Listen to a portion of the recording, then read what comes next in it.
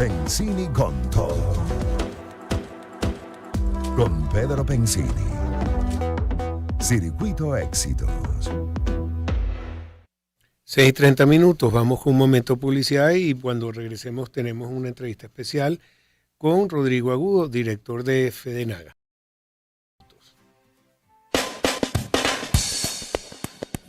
Análisis más allá del titular. Con Pedro Pensini.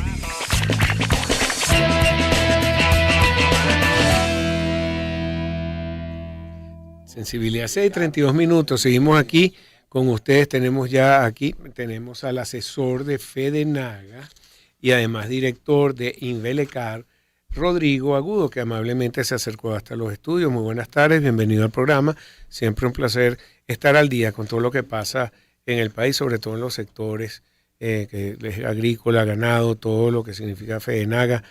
Tratamos siempre de estar al día porque es un sector productor no solamente de alimentos para el consumo nacional, productor para exportar y generador de empleo.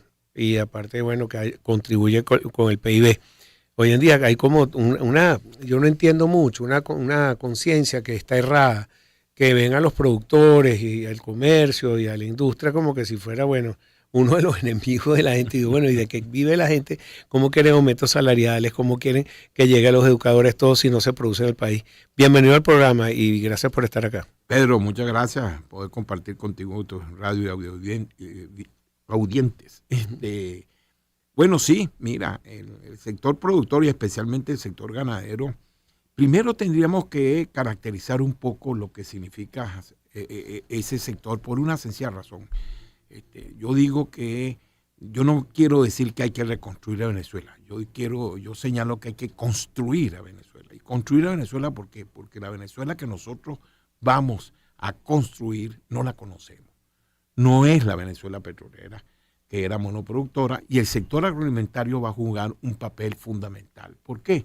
Porque tenemos tierras, porque tenemos experiencia en agricultura, porque tenemos experiencia y vivencia en ganadería, pero además, algo muy importante que muchas veces nosotros no valoramos, y es que somos, en términos de la ganadería, por ejemplo, somos el único país del mundo que produce en la zona intertropical con clima tropical, porque hay países como Colombia y Costa Rica que están en la zona tropical, pero no producen en clima tropical. Por ejemplo, la lechería la producen por encima de los 1000 metros de altitud. En cambio, nosotros tenemos el 85% del territorio por debajo de los 1000 metros de altitud, todo el año con 18 grados o más centígrados. Bueno, desarrollamos en 60, 70 años una ganadería de doble propósito que produce leche y que produce carne en clima tropical, cuando en el resto del mundo o produces leche o produces carne. Y aquí las dos cosas. Eso le da muchísimo más estabilidad. Evidentemente no lo puedes comparar con rendimientos, pero el productor tiene, como dicen en criollo, no tiene los huevos en una sola cesta. Comparte, y cuando va mala la leche me voy para la carne, me apoyo en la carne. Cuando la carne cae un poco, la leche que es del diario, puedo mantener la jornada diaria en eso. Y tenemos una producción que, a pesar de la crisis, se ha mantenido, ha perdido productividad, si tú quieres, ha bajado un poco el rebaño por las características, porque bueno, no hay pastos, no hay suplementos, etcétera. Pero esa es una actividad que produce, por lo menos en la lechería, un alimento básico. Y entonces tú en la alimentación y la madre le puede empezar a quitar cualquier cosa, pero la leche es lo último que le quita. Claro. Y hoy por hoy, hasta las poblaciones más pobres pueden haber reducido, pueden tener un problema de inseguridad alimentaria, que hay pobreza extrema donde no consigues todos los alimentos, pero por lo menos en la mañana y en la noche le das una arepita con queso rallado para poder tener un balance en términos de alimentación. Sí, mira que lo que se ha puesto de moda es todo la ganadería de búfalo. Hace poco tuvimos una exposición por segunda vez este año y muy orgullosos de lo que se produce en el país, capacidad de exportación y todo. ¿Me puedes hablar un poco sobre ese boom que ha ocurrido en Venezuela? Excelente, porque además, te repito, los únicos dos países que producen en clima tropical somos nosotros aquí en Latinoamérica y la India. Pero y la India. Sí, pero la India... Tenemos más o menos el mismo clima. Y sobre todo estamos en clima tropical con las mismas zonas, etcétera, y en la zona intertropical. Pero en el caso de la India, no existe el doble propósito. La lechería se da en base a ganado de carne, el Bos indicus, el cebú, el de la jorobita, ¿no? Y el búfalo. El búfalo de agua es de origen de la India. Entonces, la base de la lechería en la India es el búfalo. Nosotros, por otras razones, crecimos con ganado vacuno y, bueno, hubo unos pioneros, como fue el doctor Reyetti, como fue el señor Pablo Moser y en otra oportunidad David Coirán, que metieron el búfalo. Pero el búfalo se empieza a desarrollar es a partir de el 2000-2005, en cierta manera. Y la ventaja es que ha desarrollado, sobre todo en la crisis, ha extendido zonas que no eran lecheras, como eran los llanos bajos inundables de Apure, del sur de Barinas, etcétera, que eran zonas de cría, de carne, pero no de leche. Lo han incorporado a la lechería por lo que yo te decía. Un pequeño productor ordeña una búfala, saca un quesito, lo vende al final de la semana y con eso tiene la jornada para poder sobrevivir.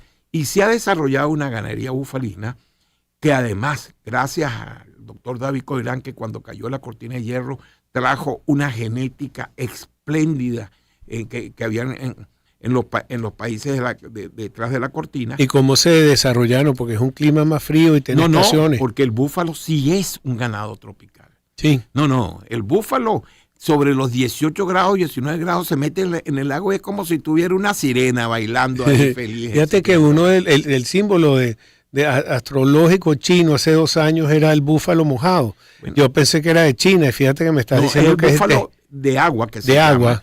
Así es. Lo que pasa es que la China, en el lado occidental de la China, colinda con la India, y la ganadería china viene creciendo con búfalo. Lo que pasa es que ellos tienen 1.300 millones de habitantes y conseguir la seguridad alimentaria le falta mucho por crecer, ¿no? Bueno, es que por más que crezcan, alimentar a todo ese sentido.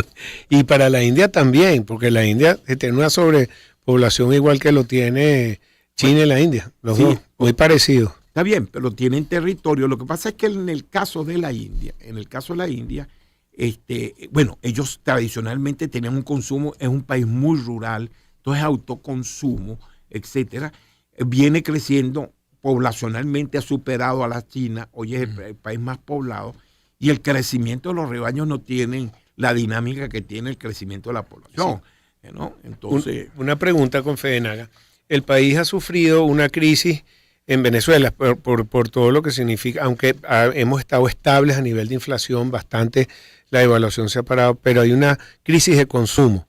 ¿Les está pegando en su sector o no se ve reflejado? No, vuelvo a insistir, la leche, lo que ha bajado es un poco la productividad, etcétera. Nosotros somos un país deficitario en producción de leche nacional, por lo tanto siempre teníamos un componente importado que era el que complementaba para poder garantizar el pleno abastecimiento, ¿no?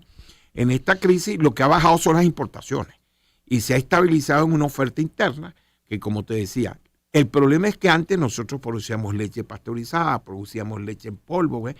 Hoy teníamos varias marcas, ¿verdad? Pero es que hoy el 95% de la producción nacional se ha ido para un queso informal, ese queso blanco, criollo, que no, con gran esfuerzo hacen los productores, pero que allá hay un problema cultural de que hay que mejorar la inocuidad de la manufactura de ese queso, pero ese queso es el que está siendo la base de la alimentación, como te decía al principio. Por eso la lechería no ha bajado, o sea, bajó en términos de la oferta del producto importado, esa es la reducción que tenemos en términos de consumo, se mantiene con la oferta interna. Y por la parte de la carne, que es un poco más costosa, lo que ha pasado es que la carne tú no estás obligado a venderla en todos los momentos, porque la leche se echa a perder. En cambio, no mato el animal y entonces el animal puede crecer, se envejece un poco.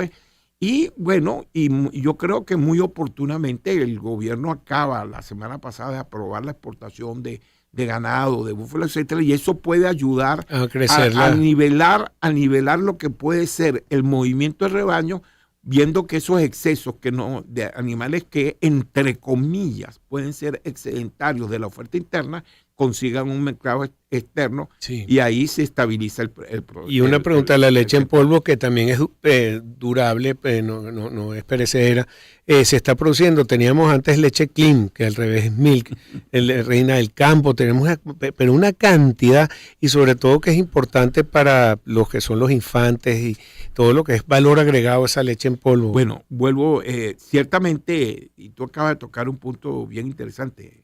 Así como te dije que Venezuela es el único país que produce ganado doble propósito en clima tropical, también nosotros tenemos otro récord mundial. Somos el país que en términos de consumo per cápita, en consumo aparente, la leche en polvo es predominante es predominante en la oferta de productos industriales, que pasa de entre el 48 y el 53%. Con la crisis ha bajado la oferta industrial.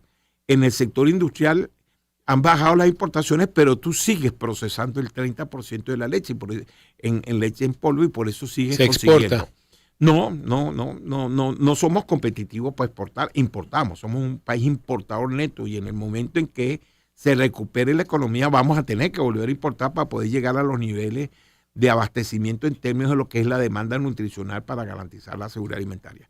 Pero en la industria ha reducido su procesamiento, pero sigue teniendo ese pequeño porcentaje de producción de leche en polvo. En cuanto a la venta de carne, tenemos algunas ventajas comparativas, los que son productos importados sobre la producción nacional, en cuestión de impuestos aranceles que no se cobran para traer. Tenemos ahora todo tipo de carnes que se importan al país, de Guayú para abajo.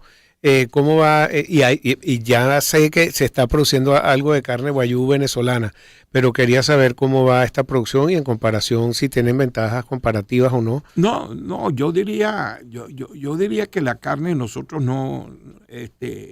difícilmente vamos a tener competencia externa, pues nosotros podemos abastecer el rebaño que tenemos, y más si crecemos con el rebaño podemos abastecer lo que es la demanda interna en términos de lo que es carne. Nosotros llegamos a abastecer en términos promedio por mucho tiempo 17 kilogramos persona año. Ahorita estamos en 12. Esos 4 es lo que yo te digo que puede ser lo que se pueden exportar, etcétera, ¿no? En ese orden de ideas. Pero ciertamente, mira, la carne importada hay que verla con dos caras. Primero, porque nosotros producimos en base a unas razas que te dan una carne más magra, que lo que pueden ser las razas puras, que te dan carne un poco más, menos magras, con grasa intercostal, que puede ser excelente para algunas cosas, pero no en términos generales. Entonces, ahí entran los patrones de consumo. Ciertamente, yo no creo que nosotros podamos, yo soy de los que pienso que difícilmente podemos exportar leche, pero sí podemos exportar carne. Bueno, sabes, algunos amigos que vienen de vez en cuando de afuera dicen, no, yo quiero ir a comer carne y no me pidas la importada, yo quiero la nacional, así porque tiene mejor sabor y mejor consistencia. Eso porque es mucho más magra que la carne de razas puras, que tiene una grasa intercostal. Oye, Rodrigo, gracias por estar aquí, muy interesante la conversación. Te vuelvo a invitar otro día. Si tienes cualquier noticia, haznosla saber para estar en contacto. Gracias a ti, Pedro, por estar atento, y bueno, siempre a la orden. Bueno, estamos con Rodrigo Agudo, asesor de